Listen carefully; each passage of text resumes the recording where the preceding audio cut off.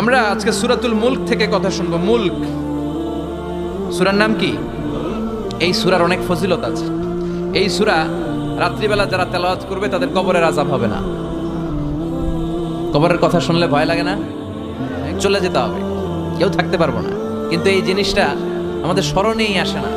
এত ব্যস্ততা, এত মায়া জাল, এত মায়ার জালে আমরা আটকে আছি। এত ব্যস্ত লাইফ, সকালবেলা অফিস, বিকেলবেলায় অমুক কাজ, তারপরে অমুক কাজ, একটার পর একটা কাজ চলতেই থাকে। এই ব্যস্ততার কারণে আমাদের জীবনটা সুপার বিজি লাইফ আমরা লিড করছি, আমাদের জন্য সময়ই নাই, কিন্তু চলে যেতে হবে। বিশ্বনবী বলেন এই সূরাটা এমন সূরা মানিআতুন মিন আযাবিল কবর।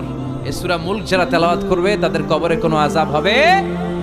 আজকে থেকে সূরাতুল মুলকের তেলাওয়াত করা যাবে? পারা যাবে।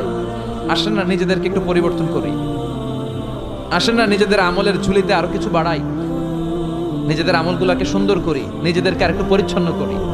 প্রতিদিন রাতে সূরাতুল মুলক তেলাওয়াত করবেন ইনশাআল্লাহ। কইতে পারলেন না? 2 নম্বর ফজিলত শাফাআত লি সাহিবিহা। এই সূরা যারা তেলাওয়াত করবে, এই সূরা তেলাওয়াতকারীর জন্য আল্লাহর কাছে সুপারিশ করবে। 3 নম্বর ফজিলত খাসামাত আন সাহিবিহা। এই সূরাটা কিয়ামতের দিন এই সূরার তেলাওয়াতকারীর পক্ষে আল্লাহর সাথে তর্ক করবে, ডিবেট করবে। কতক্ষণ? হাত্তা আদখালাহুল্লাহুল জান্নাহ, যতক্ষণ না আল্লাহ তাআলা এই লোকটাকে জান্নাতি বলে ঘোষণা না দেয়।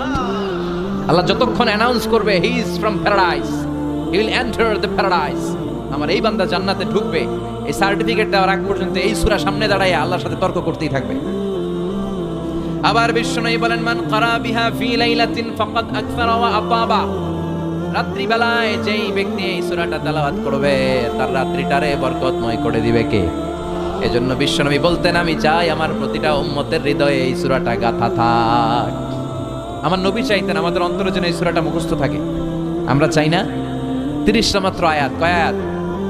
সবাই বলেন কয় আয়াত? প্রতিদিন এক আয়াত মুখস্থ করলে আমাদের পুরো সূরাটা মুখস্থ করতে লাগবে কয়দিন? 30 দিন। 1 মাসের চেষ্টায় এই সূরাটা মুখস্থ করা যাবে না? দেবিদ্বারের ভাইরা করা যাবে? আওয়াজ করে পড়েন ইনশাআল্লাহ।